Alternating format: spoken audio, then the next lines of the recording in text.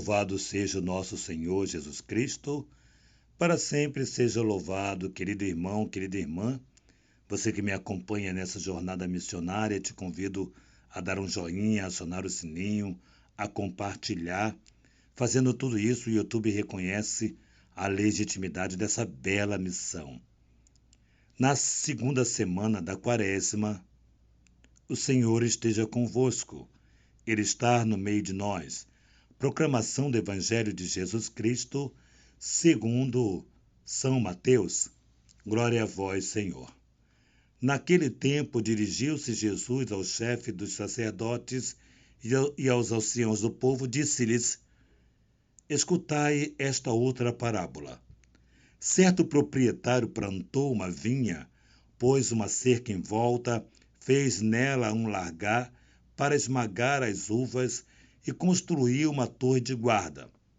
Depois arrendou-a ao vinhateiro e viajou para o estrangeiro. Quando chegou o tempo da colheita, o proprietário mandou os seus empregados aos vinhateiros para receber seus frutos. O vinhateiro, porém, agarrou os desempregados, espancou a um, mataram a outro e ao terceiro apedrejaram. O proprietário mandou outros empregados, no maior número do que do primeiro. Mas eles trataram da mesma forma.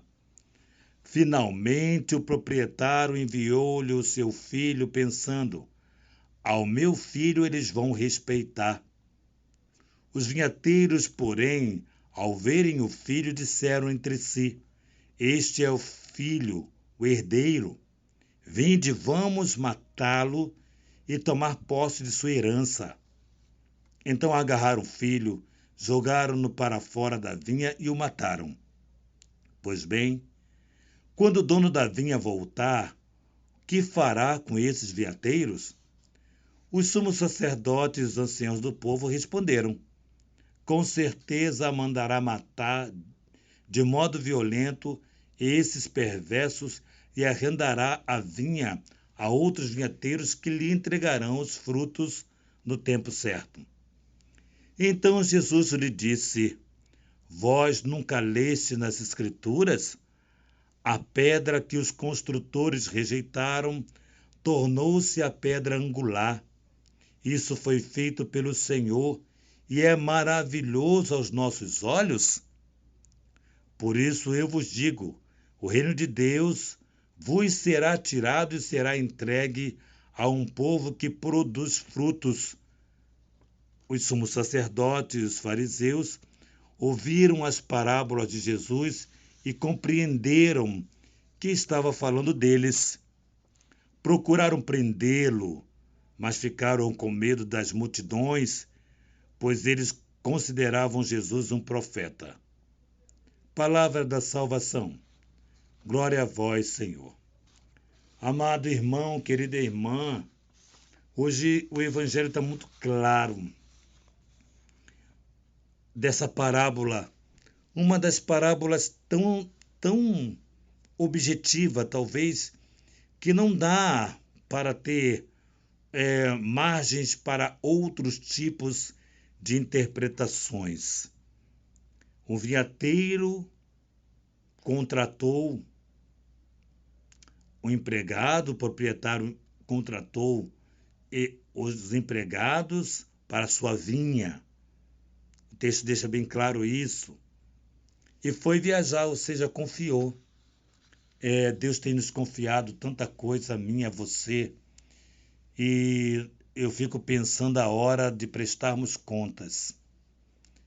Quantas coisas o Senhor confiou a nós, confiou à igreja, confiou aos sacerdotes, confiou a cada batizado.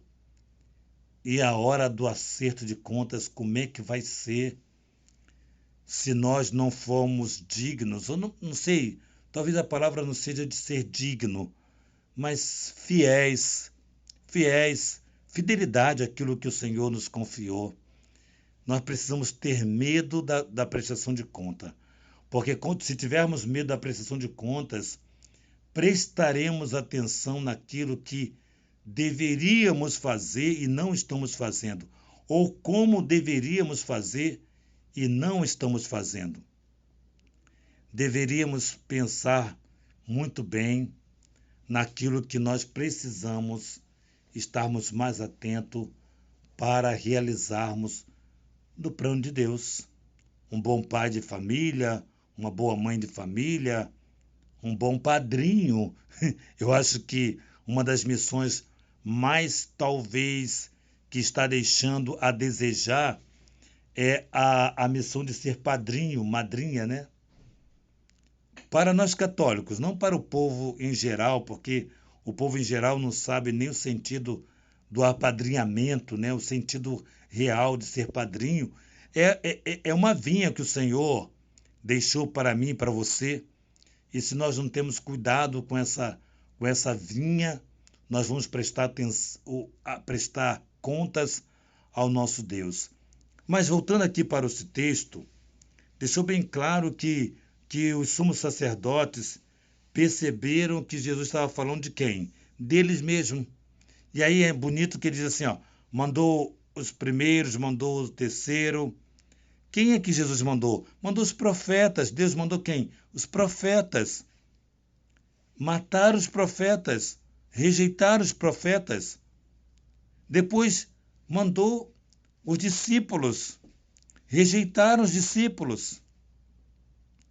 E Deus continua mandando. Envia os santos e santas da igreja no tempo de hoje. E continuam debochando dos santos, das santas. Quanto católico mesmo, que olha para um santo e diz que no tempo dele era mais fácil. Como é que alguém pode esvaziar a vida do outro?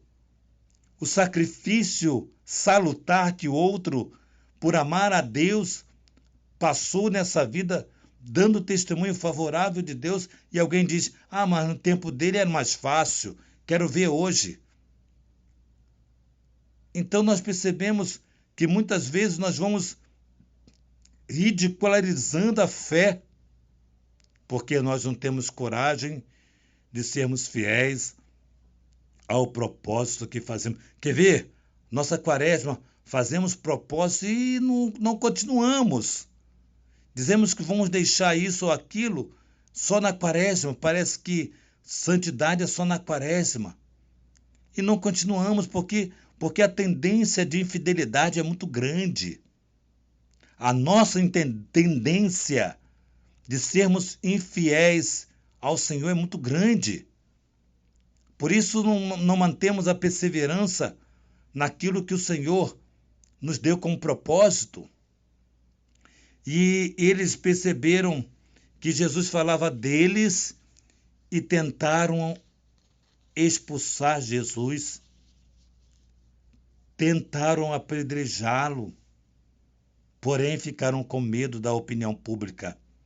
Você sabia que os políticos continuam a mesma coisa? Eles têm medo da opinião pública. Se nós lutássemos contra o aborto, não teria tantas votações a favor do aborto no mundo inteiro, porque os políticos têm medo da opinião pública. Têm medo da opinião pública. Então, como nos falta unirmos-nos aos propósitos, nos unirmos quando alguém faz uma campanha que é a favor da vida, nós também acompanharmos de perto. Como é importante isso?